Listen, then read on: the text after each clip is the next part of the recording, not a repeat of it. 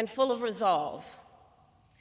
The outcome of this election is not what we wanted, not what we fought for, not what we voted for, but hear me when I say, the light of America's promise will always burn bright.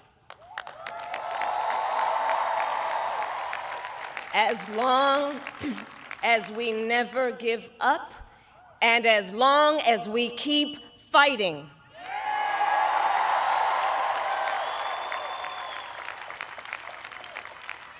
To my beloved Doug and our family, I love you so very much.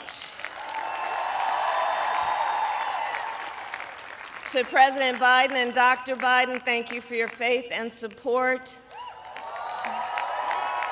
To Governor Walz and the Walz family, I know your service to our nation will continue. And to my extraordinary team, to the volunteers who gave so much of themselves, to the poll workers and the local election officials, I thank you all. Look, I am so proud of the race we ran and the way we ran it. Over the 107 days of this campaign, we have been intentional about building community and building coalitions, bringing people together from every walk of life and background, united by love of country with enthusiasm and joy in our fight for America's future. And we did it with the knowledge that we all have so much more in common than what separates us. Now, I know folks are feeling and experiencing a range of emotions right now. I get it. But we must accept the results of this election. Earlier today, I spoke with President-elect Trump and congratulated him on his victory. I also told him that we will help him and his team with their transition, and that we will engage in a peaceful transfer of power.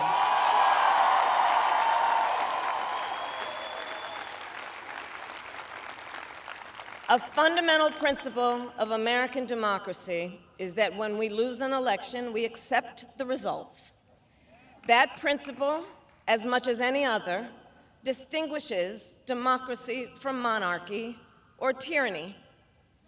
And anyone who seeks the public trust must honor it.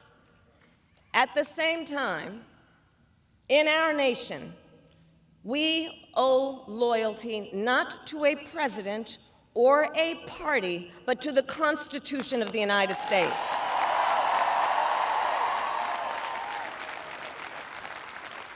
And loyalty to our conscience and to our God. My allegiance to all three is why I am here to say, while I concede this election, I do not concede the fight that fueled this campaign.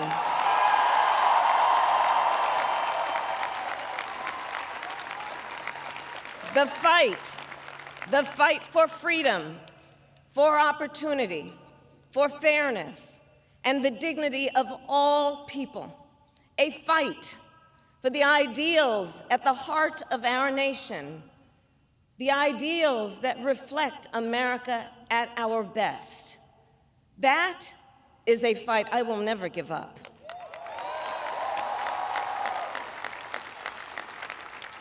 I will never give up the fight for a future where Americans can pursue their dreams, ambitions, and aspirations, where the women of America have the freedom to make decisions about their own body and not have their government telling them what to do. We will never give up the fight to protect our schools and our streets from gun violence. And America, we will never give up the fight for our democracy, for the rule of law, for equal justice, and for the sacred idea that every one of us, no matter who we are or where we start out, has certain fundamental rights and freedoms that must be respected and upheld.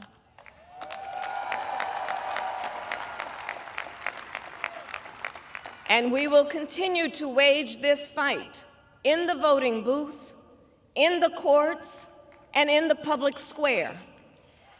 And we will also wage it in quieter ways, in how we live our lives, by treating one another with kindness and respect, by looking in the face of a stranger and seeing a neighbor, by always using our strength to lift people up, to fight for the dignity that all people deserve.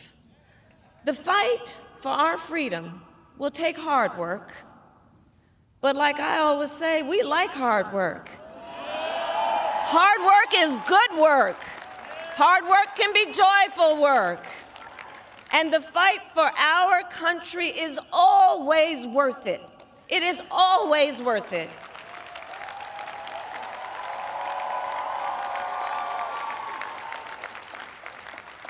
To the young people who are watching, it is, I love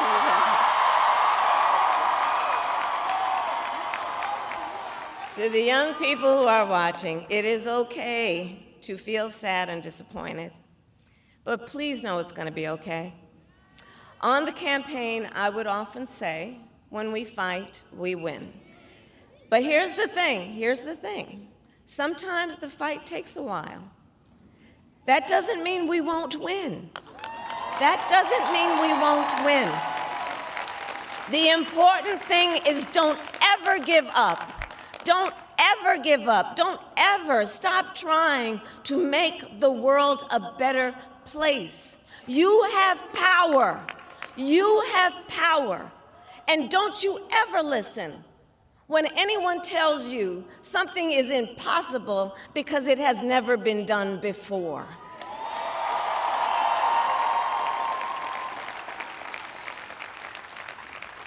You have the capacity to do extraordinary good in the world.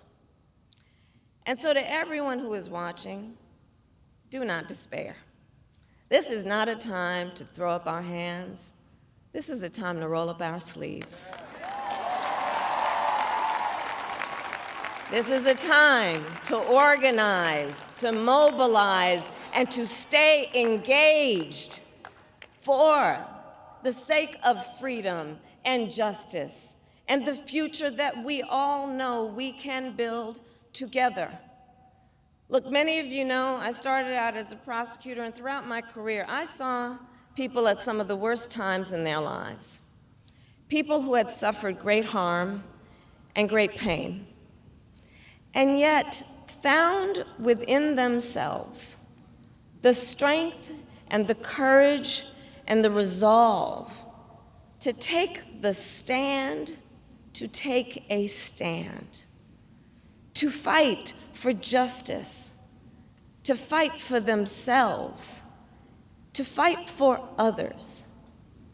So let their courage be our inspiration. Let their determination be our charge. And I'll close with this. There's an adage an historian once called a law of history, true of every society across the ages. The adage is, only when it is dark enough can you see the stars. I know many people feel like we are entering a dark time, but for the benefit of us all, I hope that is not the case. But here's the thing, America, if it is, let us fill the sky with the light of a brilliant, brilliant billion of stars the light of optimism, of faith, of truth, and service.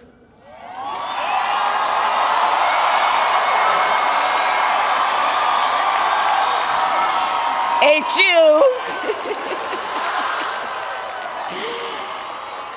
And may that work guide us, even in the face of setbacks, toward the extraordinary promise of the United States of America. I thank you all. May God bless you, and may God bless the United States of America. I thank you all.